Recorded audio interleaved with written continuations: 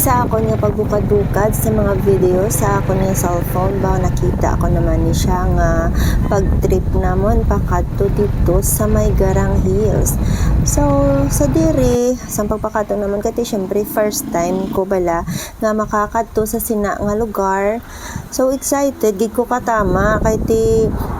ginatawag nga nature bala ang makita nimo iba siya ya i-compare nimo sa ginatawag naton nga city kay kung dito kita sa sa mga kabukiran sa pinaka-peak nga part sang bukid ba makita gid nimo ang palibot kag kanami. So sa diri sa amon nga dalanon medyo relax na kanay kay ti ang dalan do ka okay man. Sa diri makita naton nga ang dalan may rough road kag simentado man kag mag-enjoy kag gid sa pagkadto dito sa Garang kay tungod gani nga makita nimo ang mga kawayanan baw na amaze kita ko ni sa mga kawayan nga ara sa palibot sang maasin kag kanami gid lang tawon bisan ang kabukiran.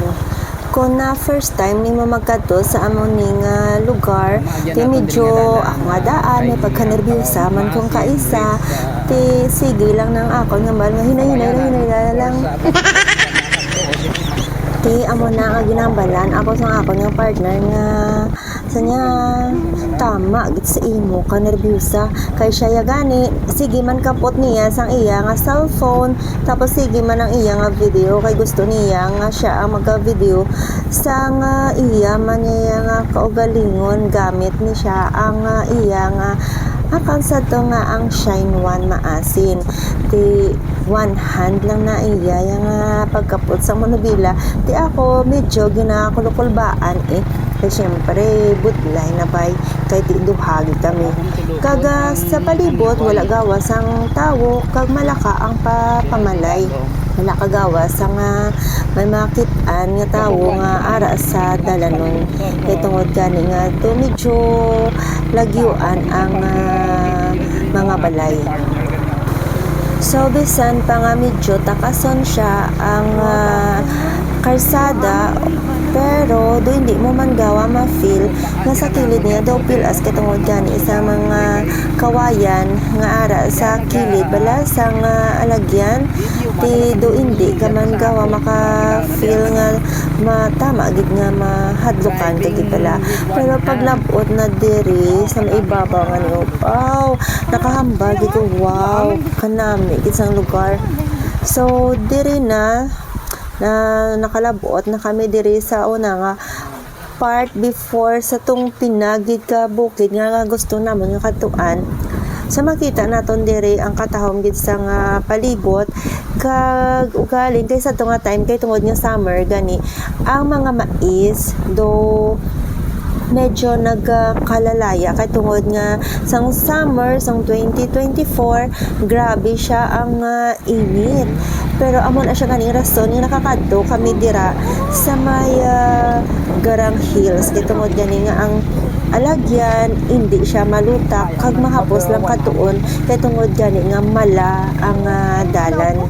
So sang diri naman tungod nga takason baw gusto yagi nga magangkas dito sa iya motor pakadto gid dira sa may pinakababaw pero kaya ang hambal ko na gani tama gid sa akong katalawit amo na nga nanaawid ko. So siya na lang ang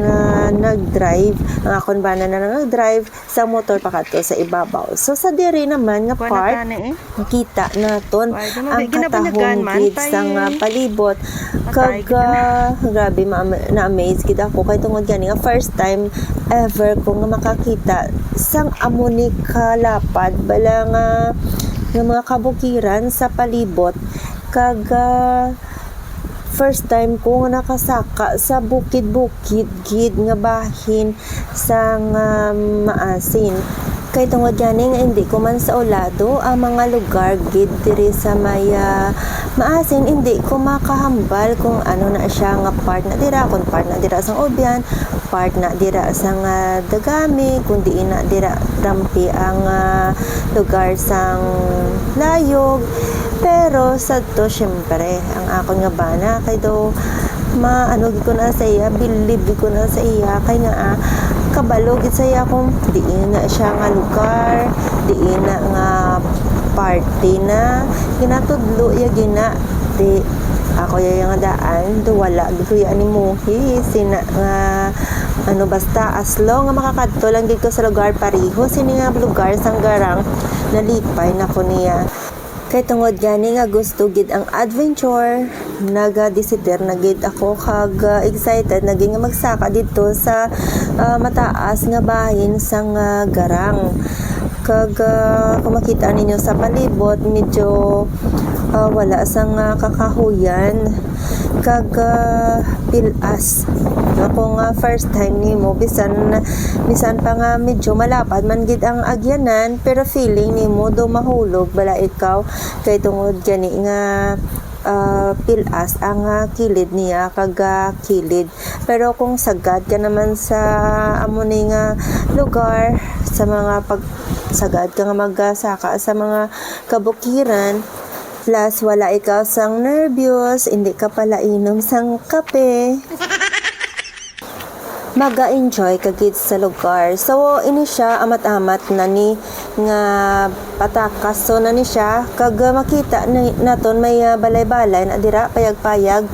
kag wala ko na videohan may ara nga lovers dira nga naga-date di mo huya man ta nga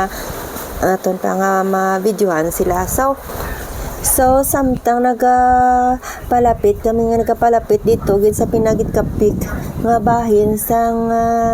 Garang Hills do medyo nagakuba-kuba man ang dughan matuod lapad naman ang alagyanan kag kanami man sang alagyan sang dalan pero kahit syempre sa feeling walang bala nga kay tungod gani nga ang sa kilid dya pilas do mahalawhaw ikaw pero sa sininga part na namian gid ko na diri nga bahin bala kay tungod sang kahoy nga do nag-arko siya nga do magasulod ka sa next bala nga lugar naman do different world do angay ng feeling na kon pero feeling lang na So sa diri nga sa diri nga bahin ba feeling nimo do pareho lang nagasaka kabala sa may langit do abot kamay mo na ang langit kay tungod gani nga mataas na ang area kag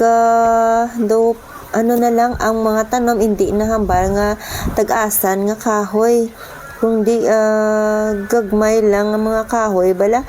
ti do feeling nimo ara na ka sa heaven isdalom kung mahulog ka na di tupa ka to sa pinakaidalom ato sa una do okay lang magsaka di kay matyagan ko do okay lang magsaka pero do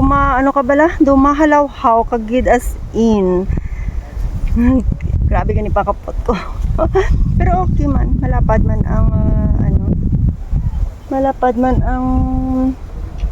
alagyan kay may nagasaka man di mo kung Semana Santa kun kay may cross na to sa babaw pero hindi na ako to magsaka kay madlukan bay ko good luck na lang. Pero kay tungod gani nga gusto gid sang banana ko ni makasaka gid kami sa may ibabaw baway gid na punggan nagpangamangkamang ako basta nga nakasaka gid diri sa may ibabaw kag ari ang pila lang namon ka mga souvenir nga pictures dito sa garang.